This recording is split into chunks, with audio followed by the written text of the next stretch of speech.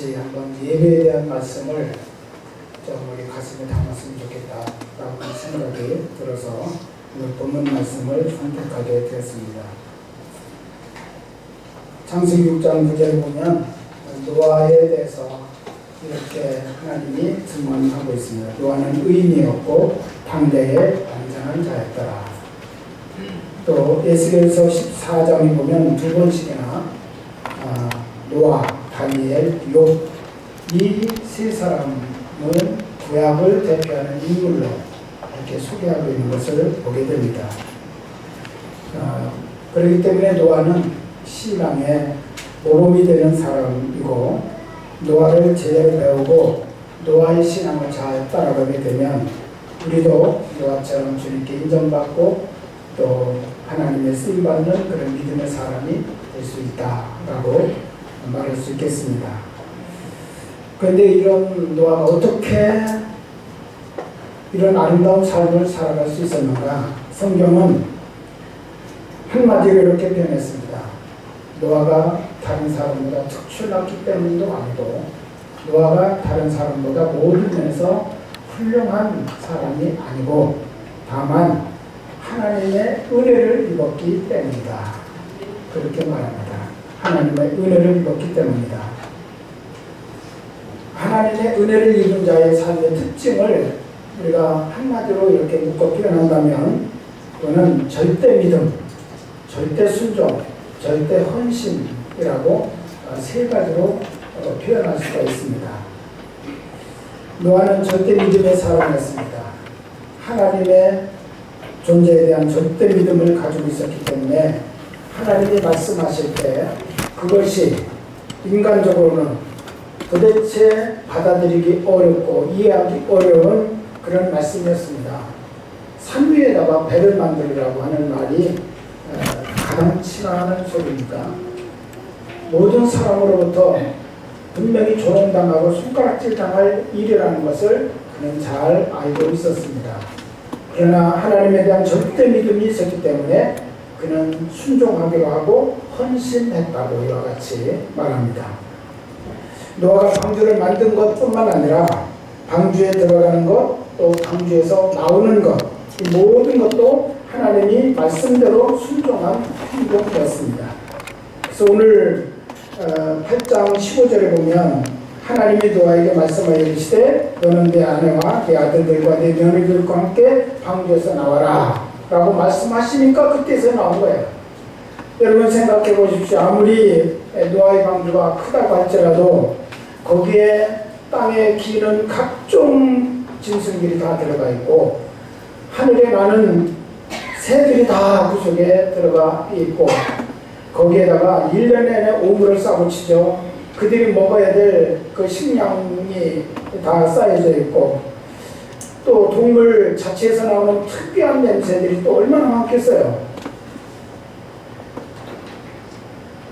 우리 결혼하는 총각 아들이 들어가 살고 있는 방을 이렇게 문을 열면 그 특이한 냄새가 나잖아요. 혼자서 하는 특이한 냄새. 그런데 이런 좁은 공간에서 그 많은 들짐승과 새들이 1년 내내 거기에서 싸고 먹고 자고 냄새 풍기고 참 역겹고 견디기가 어려운 그런 상황이었습니다만, 하나님이 그곳에 들어가라 말씀하셨기 때문에 노아와 그의 가족들은 견디고 지냈습니다.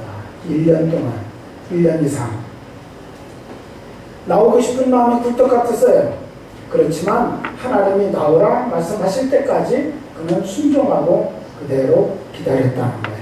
할렐루야. 이것이 바로 은혜를 입은 사람, 노아의 절대 믿음, 절대 헌신, 절대 순종의 신앙이었음을 우리에게 보여주고 있습니다. 오늘 본문은 노아가 방주에서 나온 후에 일어난 일입니다. 노아가 방주에서 내리자마자 무엇을 먼저 했습니까? 오늘 본문에 보니까 20절에 노아가 여호와께 뭐를 쌓고? 제단을 쌓고 모든 정결한 짐승, 모든 정결한 새 중에서 제물을 짜요 뭘로? 번제로 제단에 드렸더라. 그렇게 말씀하고 있습니다. 홍수가 멈추고 땅에 물이 마르게 되니까 하나님께서 노아에게 방주에서 나와라 라고 말씀하셨습니다. 그리고 노아는 방주에서 나오자마자 하나님 앞에 감사의 제단을 쌓게 된 것입니다. 노아에 있어서, 노아의 가족에 있어서는 완전한 새로운 삶입니다. 새하늘과 새 땅이라고 말할 수 있는 새로운 인류의 출발을 그는 예배로 시작을 했다라고 그렇게 성경은 말씀하고 있습니다. 사실 방주에서 나온 노아 앞에 펼쳐진 현실은 만만하지 않았습니다. 여러분, 우리가 화면에서 보았고 또 직접 경험한 분도 계시겠지만, 조금만 홍수가 휩쓸고 지나간 다음에 그 상황을 우리는 능히 보고 있잖아요. 얼마나 그 처참한 폐허로 바뀌어지는지. 거기다가 한술 더 뜨면 태풍이라든지 또 쓰나미라고 하는 것들이 동남아를 휩쓸고 지나갔을 때, 또 일본을 휩쓸고 지나갔을 때 그 엄청난 피해와 후유증이 지금까지도 우리가 당하고 있는 일 중에 하나 아닙니까? 그런데 노아는 대홍수로 모든 산이 다 덮여 온 인류 전 지구가 전부 홍수의 피해를 입은 그런 상황에서 이제 처음으로 대해서 나왔어요. 푸른 주당 맑은 시내 물가가 한가운데도 없습니다. 완전히 다 폐허요 쓰레기 상태였는데, 노아가 이런 상황에서 무엇을 먼저 할 것인가? 할 일이 참 많이 있었을 것 같아요. 당장 먹고 마셔야 될 그런 걱정, 또 거주할 자리, 어떻게 우리가 이제부터 출발할 것인가, 여러 가지 많은 계획을 세우고 그거를 시도할 일들이 많이 있었겠지만, 그러나 노아는 모든 일보다도 예배를 더 소중하게 생각했다라고 말합니다. 방주에서 나온 노아의 예배는 내 모든 삶의 새로운 시작은 예배다, 그렇게 그는 한마디로 고백한 것과 똑같습니다. 보통 사람들은 돈 좀 벌고 나서 건강이 회복되면, 또 한가로운 시간이 생기면 그때 예배의 자리를 찾겠다고 그렇게 말하는 사람들이 많습니다. 그러나 그것은 예배가 먼저가 아니라 생활이 우선순위에 있기 때문에 그렇습니다. 그렇지만 하나님을 아버지로 모시고 천국을 소망으로 살아가고 있는 하나님의 사람들에게는 어떤 일보다도 무엇보다도 예배가 우선이라는 사실을 기억하시기 바랍니다. 방주에서 나온 노아처럼 예배를 최우선으로 삼는 예배의 승리자가 되어야 될 줄로 믿습니다. 하나님께 감사하며 예배한다는 것은 바른 신앙 상태를 가지고 있다는 것, 또 하나님과의 바른 관계를 유지하고 있다는 증거가 되는 것입니다. 하나님은 예배를 통해서 우리를 보십니다. 노아는 홍수 후에 아무것도 없는 진흙바닥에서 새로운 시대를 예배로 시작했습니다. 노아는 방주에서 나오는 즉시 하나님께 제단을 쌓고 그 위에 번제로 제사를 드렸다고 했습니다. 인류 최초로 드려진 번제입니다. 번제. 그런데 그 번제를 드릴 때 그는 정결한 짐승, 정결한 새를 선택해서 하나님 앞에 번제로 드렸다, 그렇게 말합니다. 즉 그 말은 준비된 예배라는 거예요. 방주에 있을 때부터 그는 이미 내가 나가면 먼저 하나님께 제사부터 드리겠다라고는 그런 마음가짐을 가지고 있었습니다. 그래서 어떤 것을 내가 먼저 번제로 하나님 앞에 제물로 삼을까 생각하며 따로 구별해 왔던 거예요. 정결한 짐승과 정결한 새 중에서 요놈이다, 이것을 내가 하나님 앞에 제물로 드려야 되겠다. 준비된 예배를 하나님 앞에 드렸다는 것입니다. 또 그가 준비된 예배를 드렸다는 말은요, 온 정성을 다 바쳐서 깨끗한 제물을 드렸다는 것입니다. 그리고 번제는 여러분이 아시다시피 여러 가지 제사 가운데 이 가족만 제하고는 모든 것을 다 하나님 앞에 불살라 바치는 것이 번제예요. 그래서 가족을 제하고는 5장, 6부, 4장까지도 다 깨끗하게 씻어서 하나님 앞에 제단에 올려놓고 불살라 바치는 것이 번제입니다. 번제는 그래서 감사와 희생의 제사라고 그렇게 말합니다. 노아가 왜 감사의 제사를 드렸습니까? 온 인류가 다 심판으로 멸망당하는 그런 상황에서 자기 가정에 하나님이 은혜를 베풀어 주셔서 우리 이렇게 구원받게 하시고 새로운 인류의 조상으로 살아갈 수 있고 출발할 수 있도록 해주신 것에 대한 감사인 줄 믿습니다. 구원에 대한 감사예요. 하나님께서 우리를 구원해 주신 것이 내가 잘나서 구원해 주신 것도 아니고 많은 사람들 가운데 우리 가정을 특별히 이와 같이 구원의 방주 가운데 세워주신 그것은 바로 우리가 하나님의 은혜를 입었기 때문이다. 그래서 감사한 거죠. 내가 잘나서 구원받았다면 감사할 이유가 없잖아요. 두 번째는 헌신의 제사라고 했습니다. 그는 똑똑히 보았습니다. 하나님을 경외하지 못하고 하나님을 불순종하고 하나님을 만원히 여기는 사람들, 그 사람들의 하나님 앞에서 당하는 심판이 얼마나 무섭다는 것을 그는 똑똑히 1년 동안 봐왔어요. 그렇기 때문에 그가 이제 새로운 출발하는 그 마당에서 그는 헌신을 다짐합니다. 하나님, 우리는 무슨 일이 있어도 하나님의 말씀에 순종하며 살겠습니다. 그리고 어떤 상황이 있어도 하나님을 경외하며 사는 그런 삶이 되겠습니다. 라고 그가 헌신을 다짐하는 제사로 번제를 드렸다는 것입니다. 할렐루야. 여러분, 믿음의 조상 아브라함이 하나님의 말씀대로 본토 친척 아비집을 떠나서 가나안 땅에 도착했을 때 아브라함이 가장 먼저 한 일이 무엇입니까? 제단을 쌓고 여호와 이름을 부르며 하나님 앞에 제사를 드렸다고 말씀합니다.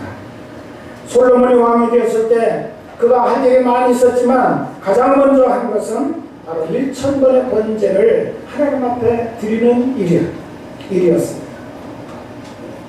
왜 그들은 이렇게 가장 중요한 순간에 가장 먼저 예배를 드릴 수 있었는가? 그리고 오늘 우리는 왜 이 자리에 나와 있는가? 물고기가 물이 없으면 살 수 없는 것처럼 우리는 하나님의 사람입니다. 하나님이 택하시고 하나님이 구원하시고 하나님 앞에 서서 살아가도록 불러주신 하나님의 사람인 줄로 믿습니다. 하나님의 사람은 예배가 없이는 살 수 없는 존재입니다. 그래서 하나님이 우리를 창조하신 첫 번째 목적이 바로 하나님께 영광 돌리는 삶, 하나님과 좋은 관계 속에서 살아가는 존재가 되라는 것입니다. 그렇기 때문에 하나님의 사람에게 있어서 예배는 생명입니다. 생명. 예배는 생명이기 때문에 하나님의 사람들은 어디를 가든지 제일 먼저 예배하는 삶으로 출발하는 것입니다. 아메리카에 제일 먼저 도착했던 청교도들, 그들이 제일 먼저 도착하자마자 자기 집 진 거 아니고 먼저 교회를 세우면서 우리 하나님 앞에 감사의 지단을 쌓았던 사람들입니다. 주님은 이 예배를 통해서 우리를 만나주십니다. 그리고 우리에게 말씀하십니다. 또 우리에게 필요한 은혜를 주시기 때문에 우리는 예배를 가장 중요하게 여겨야 됩니다. 오늘 본문에 보니까 우리 하나님께서 노아가 드린 그 제사의 반응을 보이셨다, 그렇게 말씀합니다. 21절을 보시면 여호와께서 그 향기를 받으시고 그렇게 말씀했어요. 노아가 제물을 불태워드리는 그 냄새를 향기로 받으셨다. 여러분, 이 말은 우리 노아의 그런 모든 제물을 드리고 예배를 드리는 그 믿음, 그것을 하나님이 기쁨으로 받으셨다는 뜻입니다. 향기로 받으셨다라는 말은 하나님이 그 예배를 기쁨으로 받으셨다. 하나님이 그 예배에 대해서 기뻐하시면서 반응을 하셨다라는 그런 뜻이에요. 그리고 나서 놀라운 사실은 하나님이 노아의 예배를 기쁨으로 받고 나서 하나님이 뜻을 돌이키셨어요. 어떤 뜻입니까? 지금 세상은 하나님의 심판 후에 일어난 지금 사건인데, 인간이 너무나 생각하는 것과 행하는 모든 것이 악하기 때문에 우리 하나님께서 홍수로 심판을 하셨습니다. 그런데 오늘 보세요. 하나님께서 홍수 후에 인간은 다 선하겠지, 다 하나님은 잘 섬기겠지, 다 하나님께 순종하겠지, 그렇게 생각하지 아니하셨다는 거예요. 인간이 어릴 때부터 생각하는 그 마음이 악할 것이라는 사실을 우리 하나님은 다 아셨어요. 그래, 홍수 전의 인간이나 홍수 후의 인간이 그렇게 다르지 않을 것이다 라고는 사실을 알았습니다. 그렇다면 우리 하나님께서 홍수 전에 악한 인간에 대해서 심판하셨다면 홍수 후에 또 악한 인간들에 대해서 또 심판하셔야 될 텐데, 우리 하나님이 다짐을 하셨다는 거죠. 다짐을. 거기 보면 중심에 이르시되 그렇게 말씀하셨어요. 중심에 이르시되. 중심에 이르셨다는 말은 하나님의 마음으로 다짐하셨다. 뭐를 다짐하셨나요? 내가 다시는 사람으로 말미암아 땅을 저주하지 않겠다, 저주하지 않겠다, 심판하지 않겠다라고 우리 하나님이 다짐하셨다는 것입니다. 공의로만 세상을 보지 아니하시겠다는 뜻입니다. 긍휼과 사랑을 베풀어 주시겠다고는 그런 뜻인 줄로 믿습니다. 그것이 바로 하나님께서 뜻을 돌이키신 모습입니다.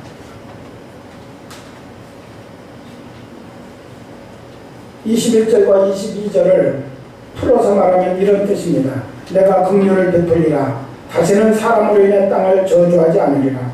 홍수로 인해 파괴된 자연 질서와 생태계 균형을 원상태로 회복시키리라 라고 하는 거죠. 그래서 22절에 보면 땅이 있을 동안에 심음, 거둠, 추위, 더위, 여름, 겨울, 낮, 밤이 쉬지 않고 이루어지게 될 것이다. 이거는 자연 질서와 생태계를 다시 하나님의 원상태로 회복시켜 나가시겠다고는 그런 뜻입니다. 그리고 하나님은 다시 9장 1절에 보니까 노아의 후손들에게 생육하고 번성하여 땅이 충만하도록 복을 내리셨습니다. 즉 저주가 물러가고 이제는 하나님의 긍휼과 충만한 은혜가 임하게 된 것입니다. 할렐루야. 인간이 선하기 때문에요? 아니에요. 하나님의 뜻을 바꾸셨기 때문에 그래요. 이제는 심판이 아니라 저주가 아니라 내가 긍휼을 베풀어 주겠다. 너희들이 악하지만 내가 긍휼을 베풀어 주겠다.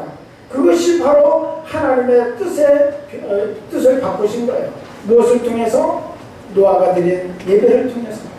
예배를 받으시고, 그 후로 우리 하나님이 어떤 계획을 세우셨습니까? 인간을 심판할 계획이 아니라 하나님의 긍휼과 사랑을 가지고 인류를 구원할 계획을 세우셨는데, 하나님 자신이 인류가 당할 저주를 대신 받으시는 거예요.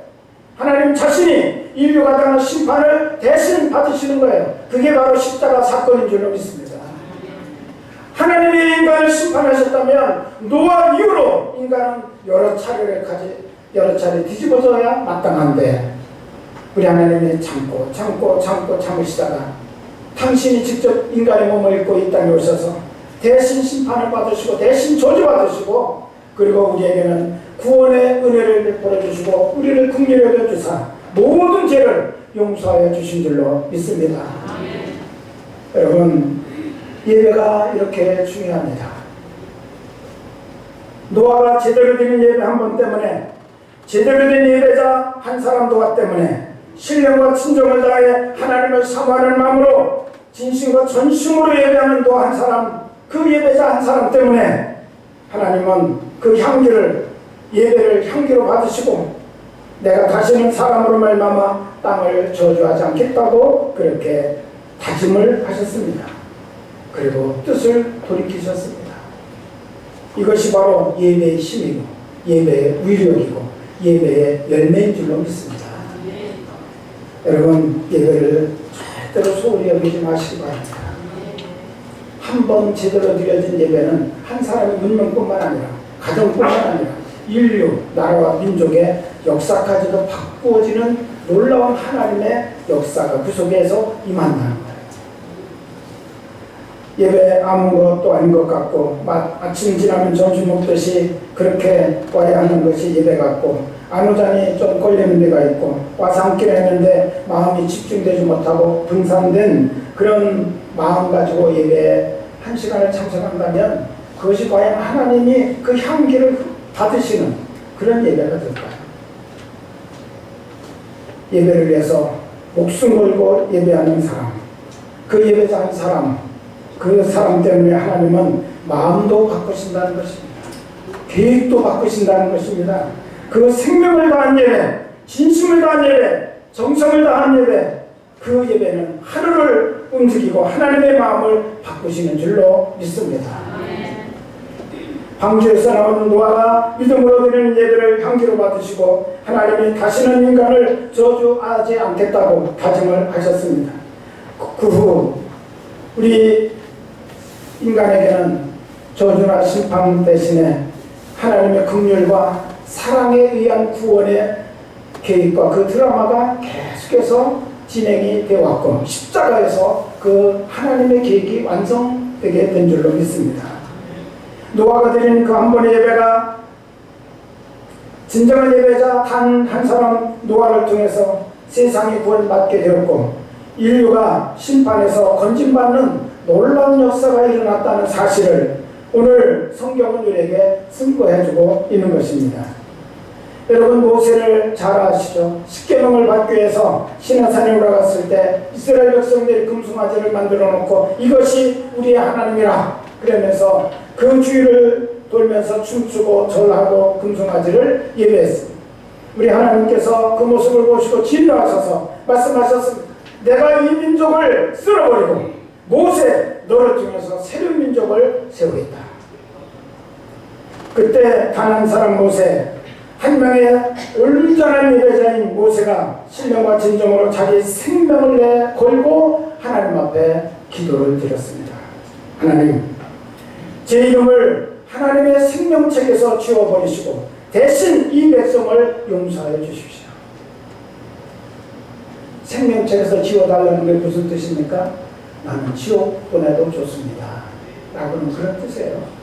나 지옥 보내도 나 한 사람 지옥 가더라도 이 민족이 구원받는다면 저는 기꺼이 그 길을 택할 것이니 하나님 절대로 이 민족을 용서해달라고 그가 자기의 목숨을 걸고 우리 하나님 앞에 예배를 드릴 때 하나님께서 마음을 바꾸셨습니다.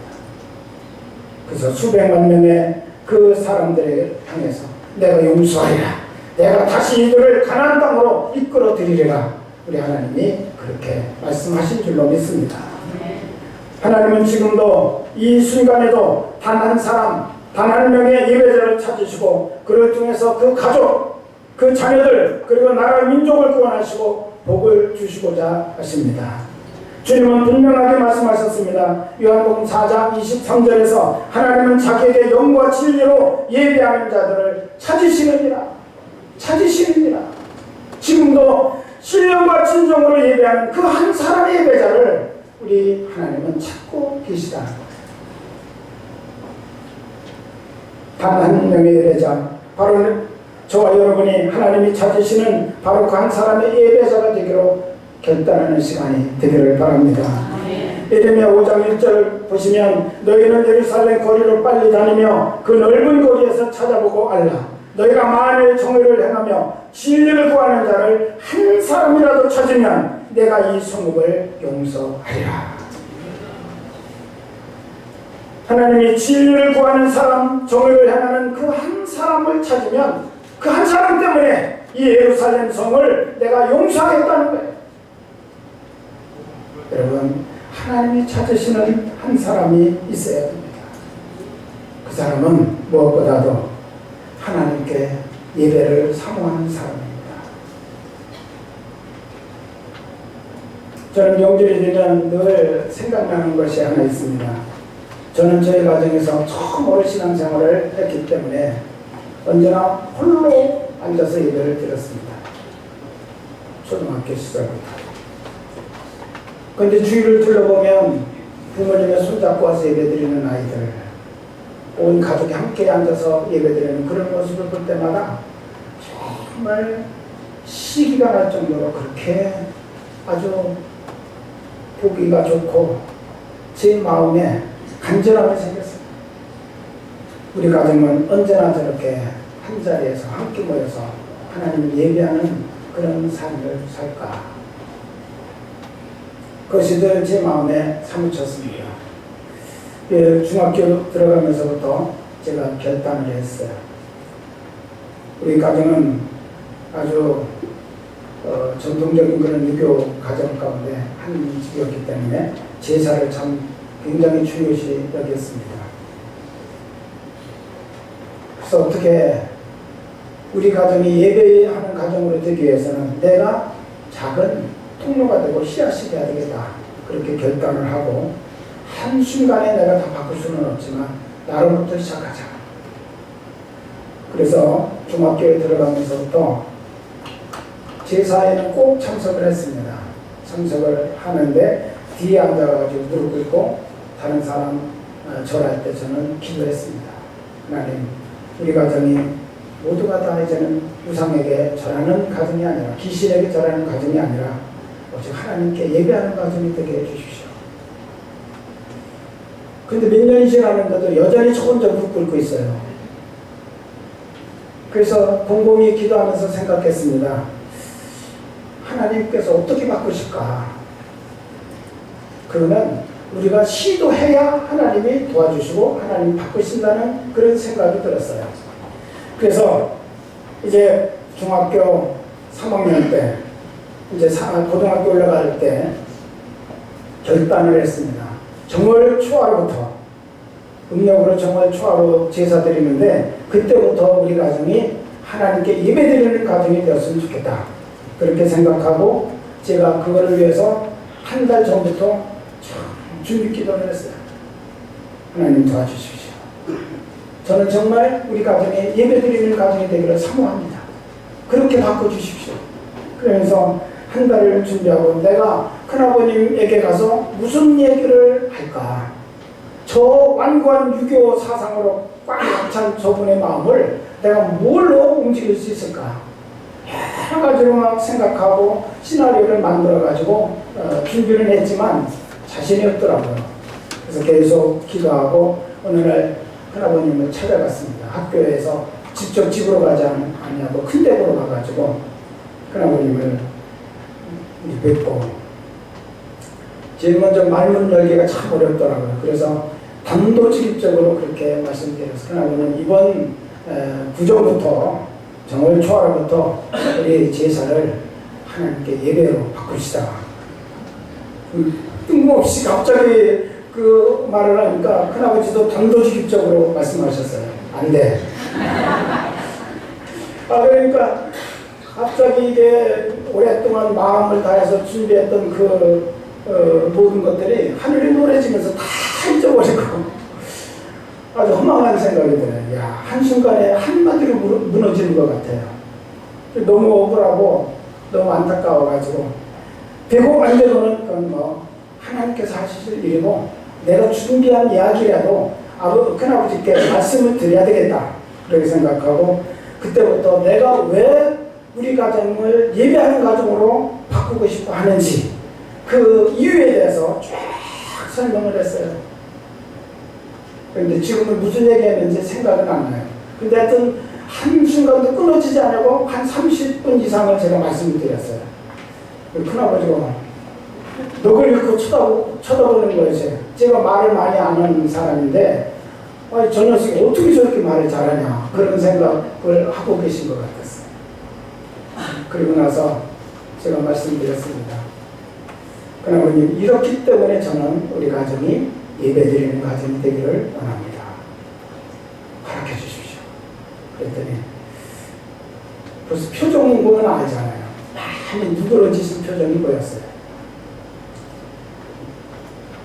나는 이제는 살리면서 은퇴한 사람이고 내 사촌 형님에게 내가 다 모든 권한을 넘겨줬으니까 나는 모르겠다. 너희들끼리 상의해서 해라. 그러시더라고요. 그래서 제가 그랬죠. 그래도 이 집안의 어른은 큰아버님이신데 큰아버님이 그래도 그런 부분에 대한 방향 설정을 해주셔야 우리가 의논을 하더라도 하지 말씀도 안 해주시는데 제가 어떻게 그런 일을 형님하고 상의할 수 있겠습니까? 그랬더니 난 모르겠다 또 그러시는 거예요. 아까는 안 돼 그러시더니 모르겠다 그러시면서 변화가 일어났구나 마음속에. 그래가지고 얼른 그 자리에서 제가 그랬어요. 큰아버님이 말씀 안 하시면 제가 드릴 말씀에 동의하시는 것으로 믿고 제가 나가서 상의하겠습니다. 그리고 얼른 나왔어요. 거기 앉아있으면 또 다른 말씀 하실 것 같아서. 그리고 형님에게 큰아버님이 동의하셨으니까 이번 정월 초하루부터 우리 예배로 드립니다. 그랬더니 무슨 소리 하는 거냐고. 절대로 아버지가 그런 말씀 하실 리가 없다는 거예요. 아버지를 너무나 잘 아시니까. 가서 확인해 보시라고. 들어갔는데요. 큰아버님이 저한테는 그런 말씀을 안 하셨는데, 야, 성가비가 하는 얘기가 일리가 있다. 내 시대는 다 이제 끝났고, 내 시대까지는 유교 시대니까 끝났지만 너희들의 시대, 우리 후손들의 시대는 복 받아야 될 거 아니냐. 복 받는다는데 그 길을 가야지. 도와줘라 그러더래요. 그래가지고 나와가지고 야 어떻게 하면 되냐. 그래서 그날부터 그 정월 초하루부터 예배를 드리는데, 아니 이제 중3 고1 올라가는 학생이 무슨 예배를 드려봤겠어요. 그냥 예배나 참석해 있는 사람인데 막 다급해진 거예요. 나 혼자니까. 그래서 목사님을 찾아가가지고 큰일 났다고 나한테 저 명절에 필요한 예배문을 아예 하나하나 설교문, 기도문 모든 거 다 기록해 하셔서 제가 읽을 수만 있게 그렇게 좀 해달라고 부탁을 드렸어요. 그때 목사님 얘기를 쭉 듣더니 그러면 당신 하겠다고. 그래서 옛날에 뭐 타자기가 있으니까 글로 다 써주셔야 되죠. 다 써주셨어요. 아무도 찬송도 모르고 성경도 모르고 예배의식도 모르고 그런 분들 앞에 쭉 글 앉혀놓고 저 혼자 찬송하고 저 혼자 기도하고 저 혼자 설교하고 다 했습니다. 여러분, 그런데 놀랍게도 그 이후로 이제 형님들을 모르니까 앞으로 네가 제사 할 때마다 네가 책임져라 하는 거예요. 그래서 정말 저 힘들었어요. 저는 제사하고는 아무 상관도 없는 사람인데 매번 제사 때를 챙겨가지고 가야 되니까. 그래서 그거 잊어버릴까봐 카렌다에다가 빨간 펜으로 막 이렇게 치면 잊어버릴까봐요. 한 일주일 전부터 목사님에게 찾아가는 거예요. 또 만들어달라, 또 만들어달라. 그래서 몇 년을 제가 혼자 그렇게 외로운 싸움을 싸웠지만 하나님이 그때부터 우리 가정에 문을 열어주셔서 결혼해서 들어오는 부인들이 전부 크리스찬들이 들어오기 시작하는 거예요. 할렐루야. 그래서 오랜 세월을 거쳐서 이제는 믿음의 가정으로 바뀌어지는 역사가 일어나게 되었습니다. 여러분, 예배를 사모하십시오. 저는 정말 가정에서 우리 하나님께 예배하는 가정인데 그걸 그렇게 사모했습니다. 그리고 저는 참 예배가 좋았어요. 예배 시간이 사모가 되는 거예요. 그래서 정말 고등학교 3학년 때에도 주일 예배, 주일 저녁 예배, 수요일 예배, 목요일 아동 예배, 토요일 학생 예배 다 참석하고 새벽 기도회까지 참석을 했습니다. 왜? 예배가 싫었으면 제가 그렇게 아무리 가야 된다 의무감이 있어도 갈 리가 없죠. 근데 예배가 그렇게 사모가 되는 거예요. 예배가 좋고 예배 시간에 참여하고 싶고 그런 마음을 갖다 보니까 하나님께서 늘 때때로 은혜를 베풀어 주시고 인도해 주시는 은혜를 힘있게 된 줄로 믿습니다. 오늘 우리들 모두 노아처럼 하나님께서 베푸신 은혜의 주인공이라는 사실을 기억하시고 그가 감사와 헌신하는 예배를 드리시기를 바랍니다. 은혜 받은 사람의 삶의 우선순위는 언제나 하나님께 예배드리는 일입니다.